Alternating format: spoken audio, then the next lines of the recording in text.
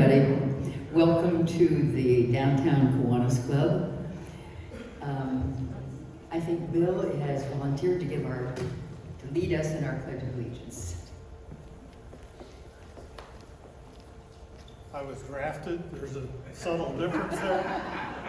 The flags are on the table, so if you want to use the flag. I pledge allegiance to the flag of the United States of America and to the republic for which it stands, one nation, under God, indivisible, with liberty and justice for all. Thanks, Bill. And David is going to give us our invocation. Let's bow our heads in prayer. Dear Lord, we have so much to be grateful for, and we thank you for this club, for Kiwanis International, for the relationships we have, for just the opportunity to be together, for the food that we've already eaten. Thank you for all of this. And thank you for Benjamin Harrison and the influence that he's had on us in equality for everyone, patriotism, community service, all these things we are grateful for, including what he wrote to his son. It is a great comfort to trust God, even if his providence is unfavorable. Prayer studies one when he is walking in slippery places, even if things asked are not always given. And in his name we pray.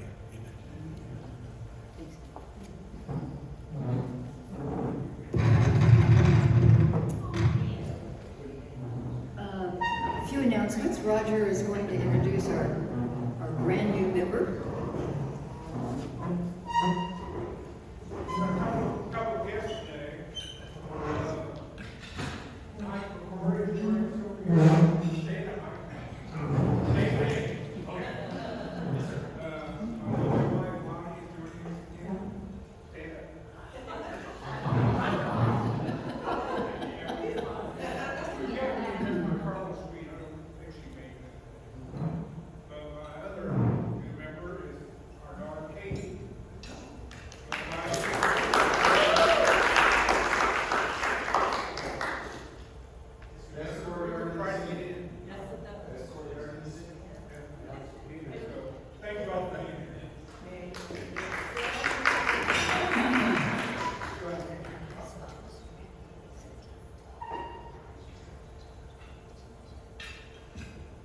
Thanks, Roger.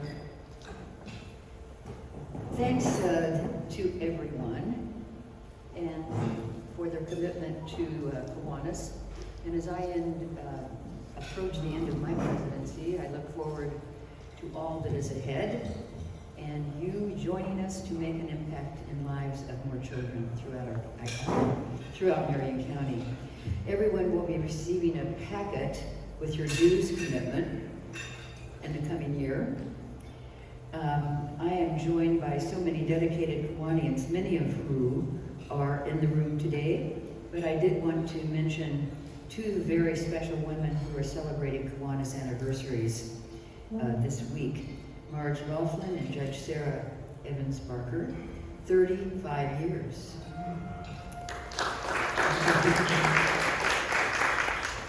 Faye Williams and Mary Marsh complete the first 4 women who joined our club.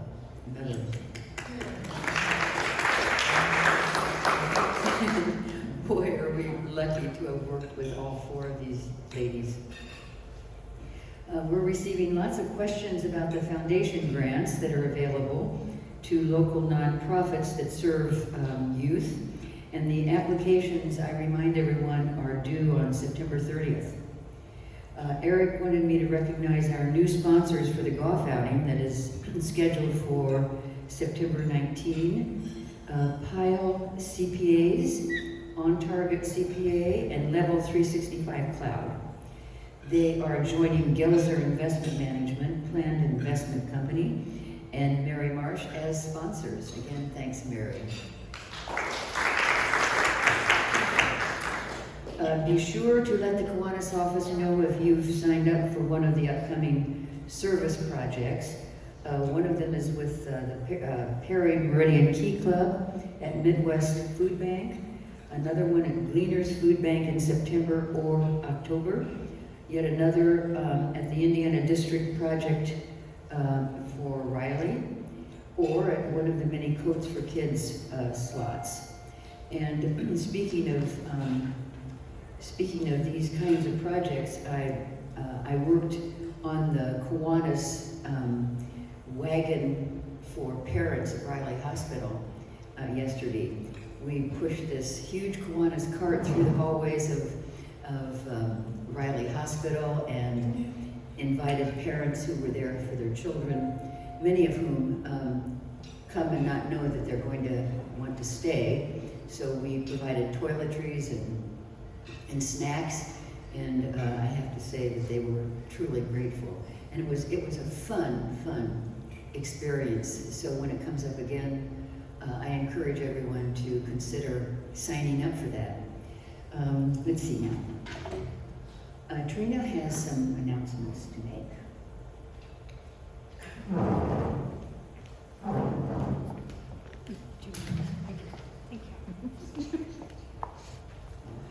I'll keep this brief because I'm super excited to hear from Charlie. I want to remind you guys that upcoming program lists are on your tables. They're also on the Kiwanis website, indykiwanis.org. We have programs scheduled through the end of January. Graham has graciously offered to co-chair the program committee for this coming year. So if you have ideas for programs for the spring, send them to him. Feel free to copy me. We'll make those happen.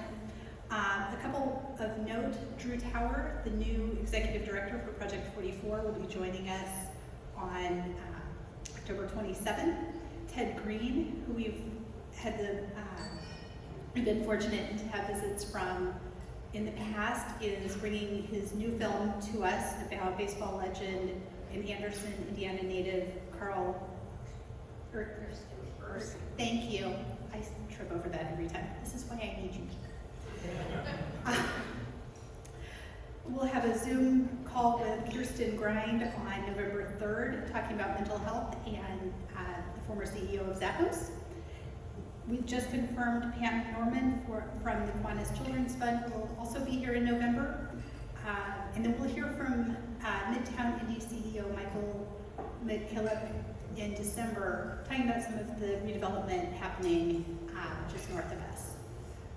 And then certainly Inez Evans will be a highlight in January, the CEO of Indigo. So please mark your calendars, go on the website, you can see everything that's coming, and thank you, Kelly, for helping coordinate all of those.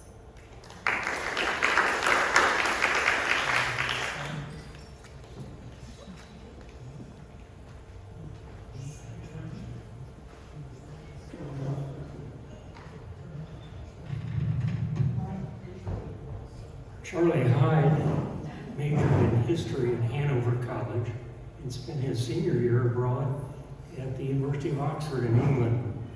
Over the past 2 decades, he's had successful tenures at Conner Prairie, Living History Museum, and the Indianapolis Zoo, building a reputation for innovative programs and engaging community partnerships. I served on the committee that interviewed candidates for the CEO position, and we were very fortunate to have Charlie as the successful candidate. He's been, since September 2014, the CEO and president of the Benjamin Harrison Presidential Site, and has led the organization forward as it developed 2 successful 5-year strategic plans, most recently in 2020 with an ambitious vision focused on innovative inclusivity and civic engagement. Under his leadership, the Benjamin Harrison Presidential Site has experienced great growth, increasing community engagement, and receiving national attention for its Future Presidents of America initiative, groundbreaking New Century 3D collection, Project POTUS, and the Emmy-awarding documentary A President at the Crossroads, which has now aired more than 1,200 times over 200 public media stations nationally. Most recently, he has successfully spearheaded the organization's nearly $7 million Old Glory New Vision capital campaign. Charlie is the immediate past president of the Indianapolis Consortium of Arts Administrators, serves on the Greater Indianapolis Progress Committee, and has wide-ranging interests, including as an avid reader, amateur sculptor, kayaker, and collector. I'm pleased to introduce Charlie Hyde.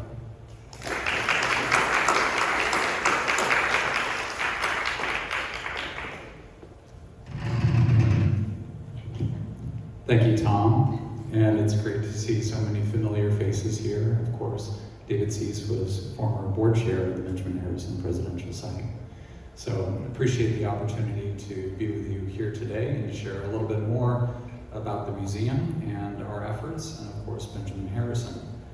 But as I was reminded earlier, Benjamin Harrison, while it would be safe to assume sitting in the Columbia Club, that you might all have a general awareness of who he was, that he often gets confused with other members of his family. And those presidents in the late 19th century are oft forgotten when they might better be remembered for what they sought to achieve, but in different means perhaps than we see on the public stage today. So it's a fair question. Let me see if I can get the control right here. There we go. It's a fair question, who is Benjamin Harrison? And if you look over the arc of American history, there have been over 500 million citizens. You start breaking down that number, and just over 12,000 of those 500 million actually have served in Congress. I think we're up to 115 that have served on the Supreme Court, but only 45 individuals in 46 administrations who have been President of the United States. So there's a reason why we should better know what these 45 individuals out of 500 million people, why they were elected by their fellow citizens to the highest office in the land. And that's what I hope to be able to do today in our time together. So when people tell me that they don't know who Benjamin Harrison is, I'm skeptical. I think that they really do know who Benjamin Harrison is. They just haven't made the mental connection yet. So of course, we said the Pledge of Allegiance a little bit ago, and you may not recall, but the Pledge of Allegiance was actually something that during Benjamin Harrison's administration that he called for students to say every day together in the classroom. So that tradition harkens to Benjamin Harrison, as does flying the American flag in front of schools and public buildings. So just those very fundamental aspects of our self-identification as Americans harken back to his legacy as president. If you've heard of a place called Ellis Island, that opened up during Benjamin Harrison's administration. So if you know Ellis Island, you do indeed know Benjamin Harrison. If you've heard of something called the Sherman Antitrust Act, yes, that was called for and signed by Benjamin Harrison. Now, I think more famously, Theodore Roosevelt wielded it to great effect. But again, thinking about how progress happens, and it requires slow, steady, deliberate work. And so for Harrison to call upon corporations to be more diligent in their responsibilities as well as their rights is what led to that legislation. Part of my education over the past 8 years, I was not aware that it was actually Benjamin Harrison and Eli Lilly, Colonel Eli Lilly, that formed the unique legal structure that makes up Citizens, well, at that time, Citizens Gas. And its unique legal structure actually was devised by them to help protect it from being taken over by trusts. So there are all these locally relevant, nationally significant interconnections that you have with this Harrison legacy. If you are familiar with the National Forest System, that was actually created during Harrison's administration. He called for and signed the Forest Reserve Act. He had sought twice, as senator from the state of Indiana, to give protections to the Grand Canyon, which he thought merited special protections, and was unable to get that legislation passed. And so then as president, he was able to secure the legal means by which he could offer those protections, certainly for the Grand Canyon, and then for more than 13 million acres of land nationally. And lest you think that's just happenstance, there were 22 other presidents that preceded Benjamin Harrison that had the opportunity, perhaps, to do something in giving protections to these natural resources nationally.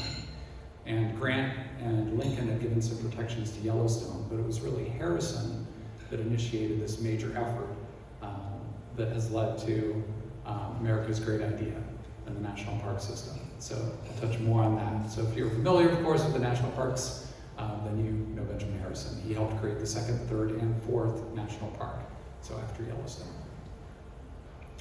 If you see any of these familiar faces, none of them are Benjamin Harrison. But don't you think if we ever had a movie biopic, I think we could have just about any of them to play Benjamin Harrison. Other than Santa Claus, which ironically Benjamin Harrison played Santa Claus for his grandchildren in the White House. You can actually find contemporary news reports in which he asserts that yes, indeed, he did play Santa Claus. He dressed up fully as Santa Claus for his grandchildren to better enjoy the holiday. But none of these are Benjamin Harrison except for that one. 6 states were admitted to the Union during Benjamin Harrison's administration. These 6 states. So the most of any president, with the exception of George Washington, of course, with the founding of this country. Can you tell us what those 6 are? Oh, yes, I need to put the list underneath because I always end up forgetting one. Hold on one. So it helps that you have Idaho, Montana, North Dakota, South Dakota, Washington, Wyoming. I think that captures all of them. In Idaho, okay, yes, in Idaho. So 6 states, which is actually a larger geographic area than what the 13 colonies represent today in terms of total square mileage. So it was a huge addition to the country. So very transformative time during Harrison's era as president. And there are all these interconnections. It's been fascinating, again, having been with the organization for 8 years, to better understand. I'm not going to read this out to you, but I'll give you a second here if you want to do some speed reading. It's just fascinating to understand the interconnections between American presidents, and specifically with Benjamin Harrison and his own legacy. Now, it helps when your grandfather was a president of the United States, and more on that in a minute. But again, he hired 2 future presidents into his administration with Theodore Roosevelt and with Taft. It's just extraordinary to think about the influence that a person who's acting diligently and in good faith can accomplish just through those efforts. So more on that in a moment. So I think it was Faulkner that said that the past is not dead, it's not even past. This idea that great events happen not just in a moment of time, but over a larger period of time. So you think about Harrison's administration there in the late 19th century. So he was elected in 1888, and so he would have served from 1889 to 1893. You had the Starry Night being painted by Van Gogh. You can see the Thinker by Rodin. Mercedes was building its early motor vehicles. I discovered recently that the Wall Street Journal was founded right during Harrison's administration, as was the video game company Nintendo. Of course, they weren't using computers at that time. And Nellie Bly, the journalist, famously took her 80 days around the world trip in 72 days. Of course, that was inspired by Jules Verne's 80 days around the world. But it was a really dynamic time in this country.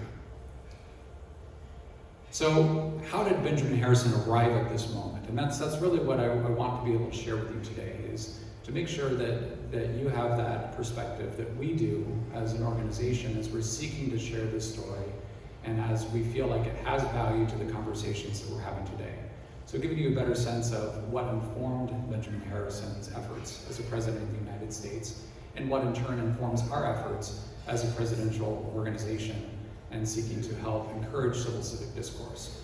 So Benjamin Harrison, these are pictures, all of him, I promise you, over the years. You can see him advancing in years as a college student at Miami of Ohio, or as I'm told by people who've attended Miami of Ohio, it's Miami University, thank you. So, attended Miami University. You can see him then as a young lawyer, as a volunteer soldier in the Civil War, and then advancing in reputation and in years as a preeminent citizen of Indianapolis, of the state and of the country. Of course, elected in 1889, and then rising to international fame as a lawyer shortly before his death in 1901. He did have famous forebears. So his great-grandfather is considered to be one of the founders, also named Benjamin Harrison V. So if you would like to look at Tom's tie after the meeting, he can show you Benjamin Harrison V's signature, which indeed was on the Declaration of Independence, was a personal friend of George Washington. You can see pictured alongside him is William Henry Harrison, and it was William Henry Harrison who died just 30 days into his administration. So at that time, William Henry Harrison was the oldest person to be elected president, but died shortly thereafter, presumably from, they talk about from having not worn an overcoat for his inaugural speech, which was a cautionary tale to many future presidents, one in the length of their oration, and two, not too good speeches in the rain. So, it is pointed out by the state of Ohio that Benjamin Harrison was born there, North Bend, Ohio, just across the state line from Indiana. So he was indeed born in Ohio, but he was a Hoosier by choice. And you can see this picture of Caroline Harrison, his bride. They had an important choice to make after Harrison read law in Cincinnati as to where they wanted to be, to stay in Cincinnati, to move to Chicago, or to come to Indianapolis. And Harrison decided that his prospects would be best in Indianapolis, so he and Caroline moved here. And you can see a picture here of one of their early homes. They actually never owned a home of their own until they built the house at 1230 North Delaware Street. So he was starting a burgeoning law career here in Indianapolis, and when the call came for volunteer soldiers for the Civil War from Lincoln, at first Harrison continued on with his law career, but as it became more and more evident that they needed more soldiers, that the war wasn't going to be over in a matter of months, but it's going to stretch into years, Governor Morton called Harrison into his office and was telling Harrison of his travails in trying to recruit men, and knew of Benjamin Harrison's great abilities as an orator, and asked if Harrison wouldn't but help recruit soldiers. And Harrison gave it some thought, and he said, if I'm needed, I will go. And Morton said, no, I need you here, because he was elected as Supreme Court reporter, but I would just like your help recruiting. And Harrison said, no, if I'm going to recruit others, I'm going to volunteer myself. So he did indeed volunteer, started off as second lieutenant, raised a regiment of 1,000 men, and by the end of the war had been breveted to brigadier general. So you can see this commission, which is on public view as he toured the Benjamin Harrison presidential site, signed by Lincoln, breveted him as brigadier general just a few weeks before Lincoln's assassination. So after the war, he returned to Indianapolis, had to rebuild that legal career, and found success here in Indianapolis, again as a preeminent citizen, investing of himself and others, as I know many of you do, and I can tell you that on behalf of the Benjamin Harrison presidential site, we're grateful to Kiwanis for your investment in us over the years, and you've allowed us to be able to do some great things, including our Future Presidents of America initiative. But Harrison, as he rose to increasing renown within the state and within the country, was nominated. He was the dark horse candidate in the nominations of 1888. So when that news came across on June 25th, 1888, that Harrison had received the nomination, the city erupted in celebration. Whether they planned to vote for him or not, there was great celebrations in the city as the news came across the wires and the telephones that Harrison had received the nomination. So you can see this picture on the right actually shows June 25th, 1888, when crowds swelled in front of Harrison's home at 1230 North Delaware Street. And by the end of the night, more than 10% of the city's population was in front of his house. So over 8,000 people swelled around the house. And his wife, Caroline, noted that it's either the presidency or the poorhouse for us, because every time they came, they trampled all the flower beds, all the lawn. They made off with the fence posts as souvenirs. Truly, that fence that you see in front of the house, only one picket remains. It was later returned to us by some guilty conscience. He was indeed elected in that election of 1888. So I think it's important having that historical context, and the late 19th century, you didn't just fall off a potato cart in Washington, that there were huge national celebrations. And so you can see the swelling, swarming crowd on Harrison's inauguration. In spite of it pouring rain, Harrison took his own precautions to prevent pneumonia. But you can also see in this picture here, you can see Grover Cleveland holding the umbrella over Benjamin Harrison's head. So a great act of civility on Grover Cleveland's part. So you might ask yourself, so we've gotten to this moment with Benjamin Harrison being elected as President of the United States. What really informed his thinking? And I think that if you were to look at the broad bulk and scope of Benjamin Harrison's thinking, he was a tremendous orator, but he was also very thoughtful. He was very much informed by his deep religious faith, and he felt like it was important to pursue anything and everything he did with great diligence and in good faith.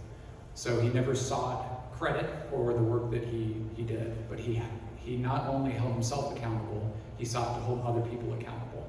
And this idea of looking to the Constitution and understanding our rights and responsibilities as citizens was fundamental to everything that he undertook, whether as a lawyer, so personally, professionally, certainly as he was seeking to live up to the office of the presidency.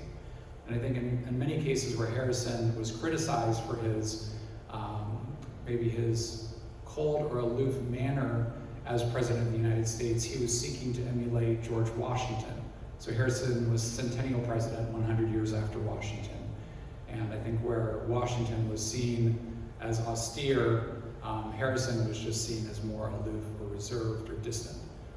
So I think that Harrison was able to find great success in that administration, certainly for his advocacy for the Sherman Antitrust Act, seeking to protect our natural resources nationally, calling for protections of civil rights, especially for African Americans.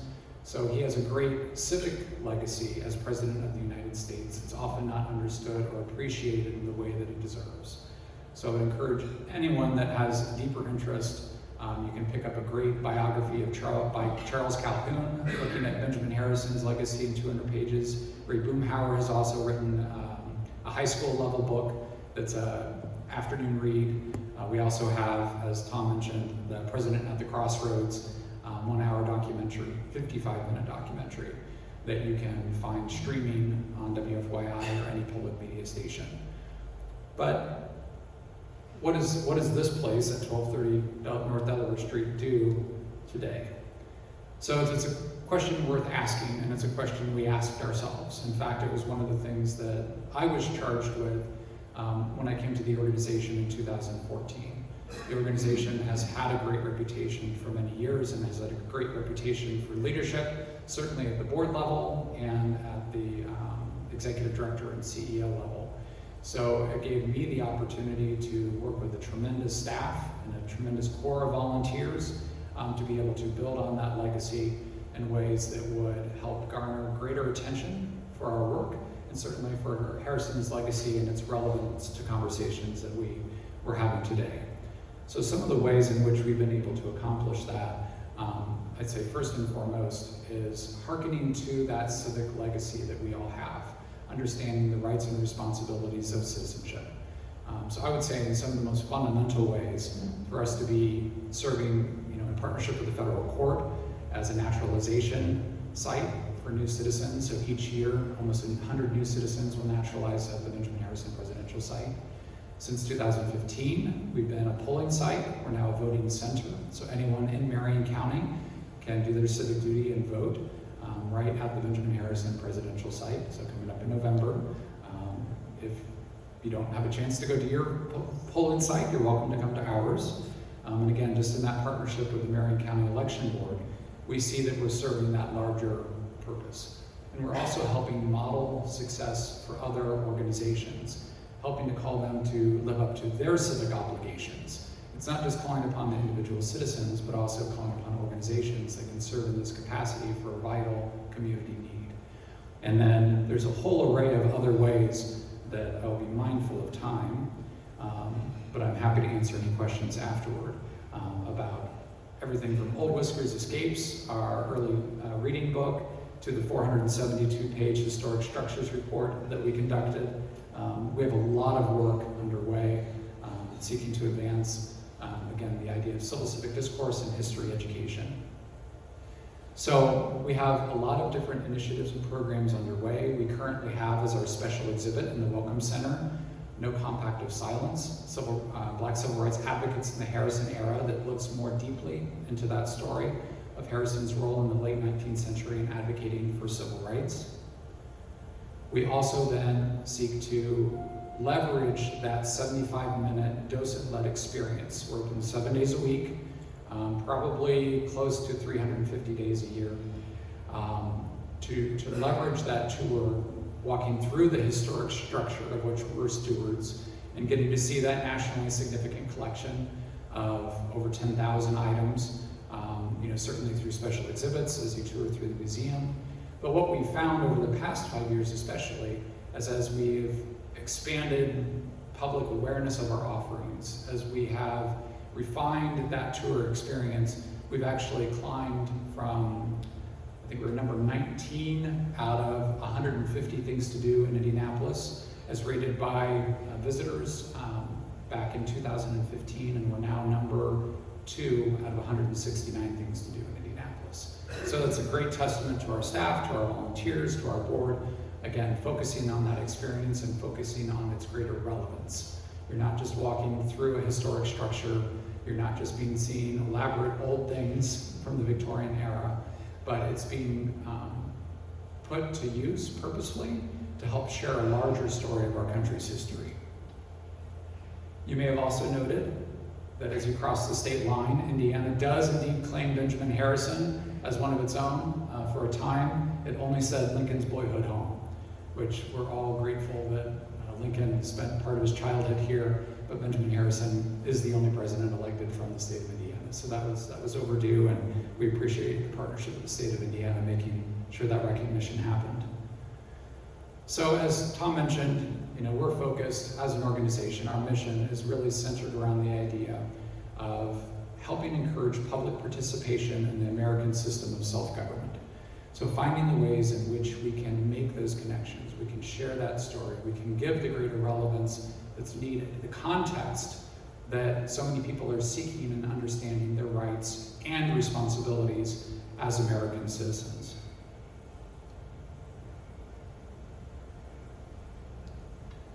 So one of those initiatives that we have underway, I'm going to touch on those and make sure we have a few minutes for question, is the Future Presidents of America initiative. And again, Kiwanis was very helpful as we were launching this initiative at the outset and helping really engage the larger public and understanding how important it is to have these touch points. The Future Presidents of America program is very much about engaging young adults. So in that 12 to 16-year-old age range, and sharing stories of leadership through the lessons of the American presidency. Those 45 presidents and 46 administrations, what stories they have to share that are worth understanding. And it may be something good, it may be something bad, more often than not it's somewhere in between. But it's so important because, especially when the background is dark, you want to have these bright examples to better understand your country's history. So all of this work, I'd say, in many ways culminated for us 3 years ago as we launched what was called the Old Glory New Vision Capital Campaign. And what we sought to do was to accomplish what I've described as a century project. As you might imagine, almost 150-year-old buildings require substantial investment.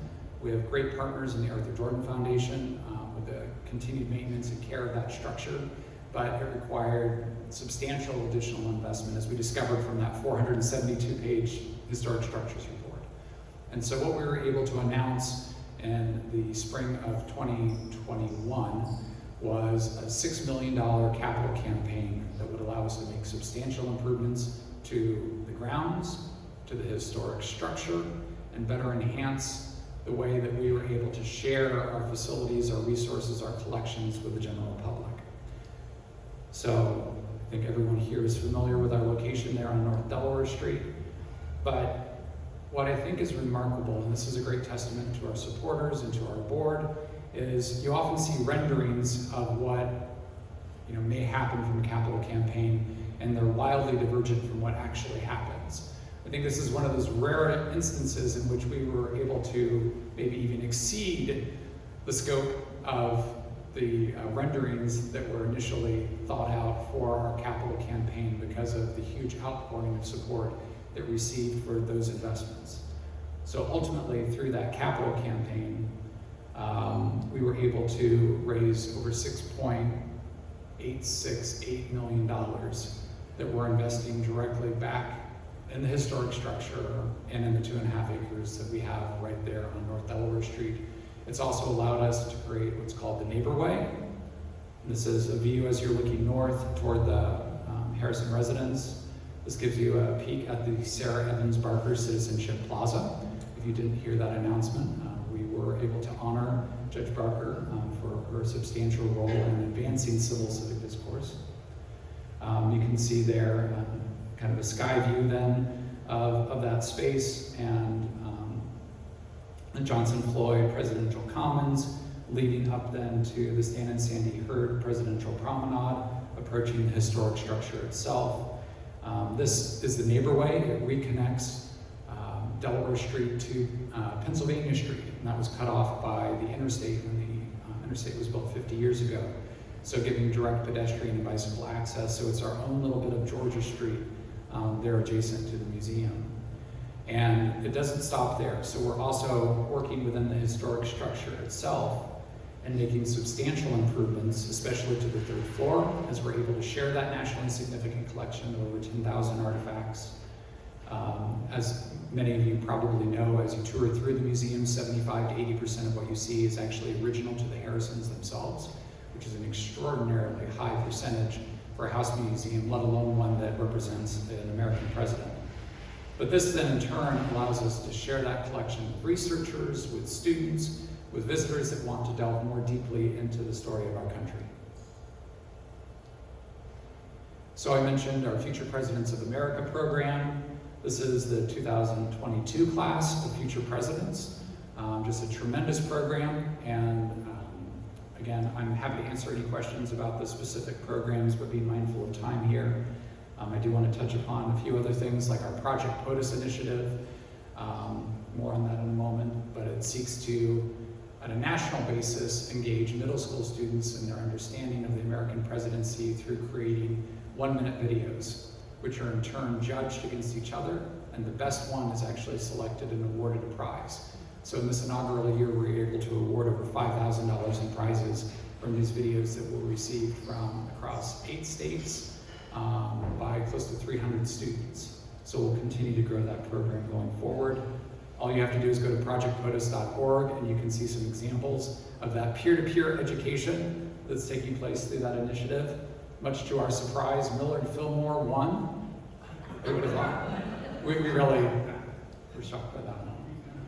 But I would say in summation, our work is centered around this idea, probably best said by Benjamin Harrison. Do not be ashamed to love the flag or confess your love of it. Make much of it, tell its history, sing of it. So that idea of singing of your country's history, I think, is so vital to where we are as a country, that we have to understand and recognize and acknowledge the tremendous travails that we've had as a nation over the past 2 centuries. But there's also a lot worth singing about. And as an organization, we're seeking to find those ways that we can sing together. So if you're interested in getting more involved with the Benjamin Harrison Presidential Site, there are any number of different ways that you can do that. Through the Project POTUS initiative recently, we don't just have in-person volunteers, but we also have virtual volunteers through what's called a citizen juror that actually helps us rate the individual videos that are submitted from across the country for these presidents. And if you are spare, or if you have spare time on your calendar next Wednesday, we have our Off the Record event that will be at the Indiana Roof Ballroom. This focuses on the Supreme Court of the United States, and again, generationally, we're looking at how to engage more young professionals in understanding the 3 co-equal branches of government. So last year we focused on the presidency, this year we focused on the Supreme Court, judiciary, and next year we'll focus on the legislature. So as an organization, finding these ways in which we can meaningfully engage people in these stories that are so relevant to understanding where our country's been and where it's going. So you can find out more about any of this at presidentbenjaminharrison.org, at futurepresidents.us, at projectpotus.org. And with that, I will open it up to any questions. Thank you.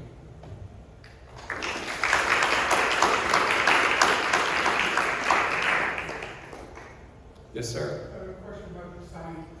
The neighborhood walkway or what it's called, is that north or south of the building? So it is south of the building. It's actually, we were able to accomplish that by partnering with NDOT and with the city of Indianapolis.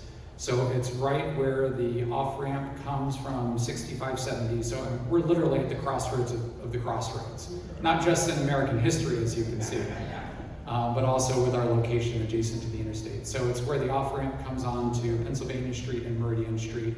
And you may recall that's long been a very challenging space for the city to manage and for NDOT to manage, where there's vagrancy, there's a lot of trash. We've been given permission to maintain that. So I think that if you drive by there in the near future, you'll see how much we've done to beautify it and how much more we'll be able to do in the coming months. You're welcome.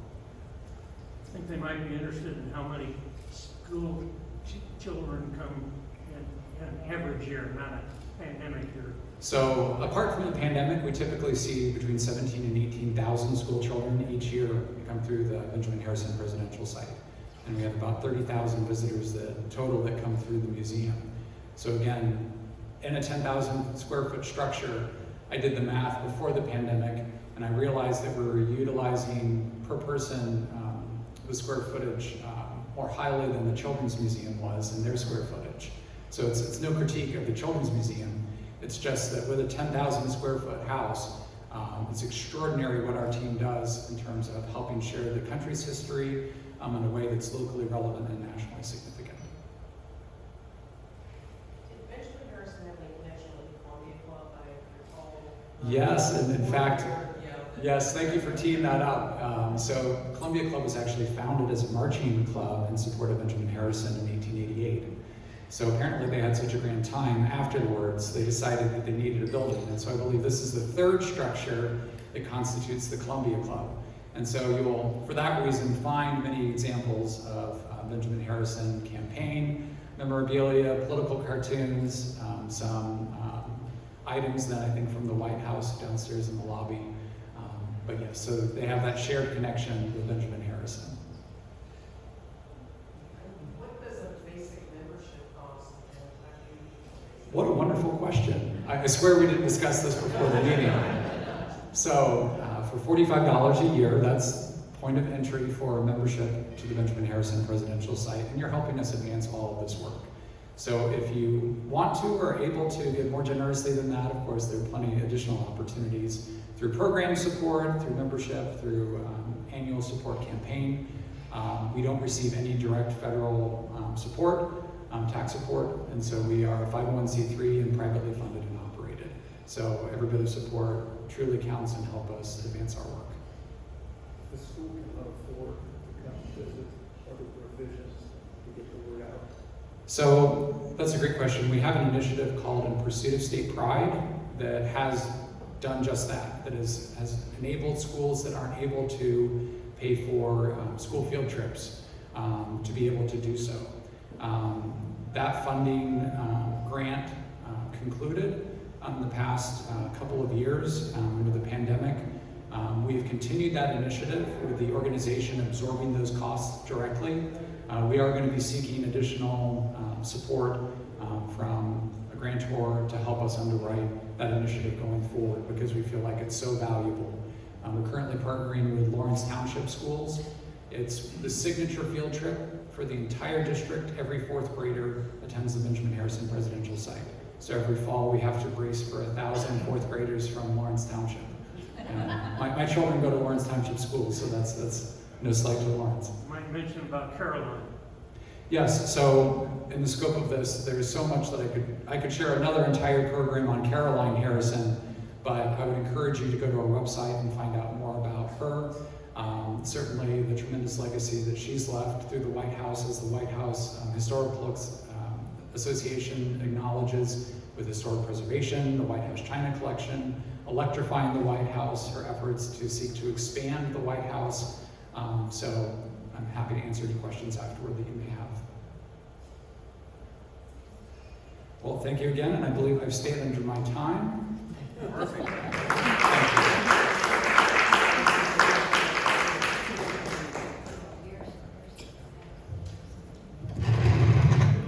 That was wonderful.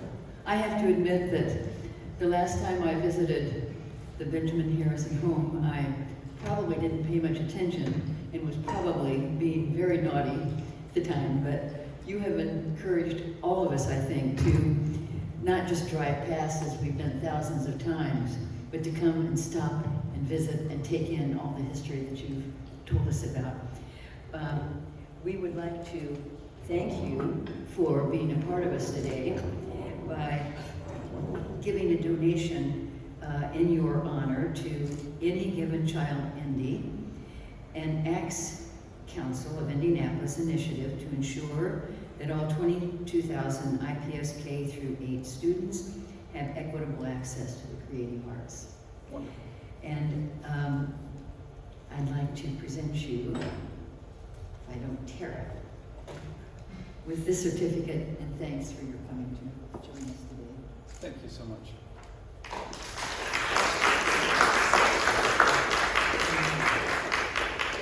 We will be back at the Columbia Club next week to hear from Butler's new women's basketball coach, Austin Parkinson. Have a great end of the week and wonderful weekend. Hopefully we'll have this wonderful weather all through the next few days. Thanks everybody for coming.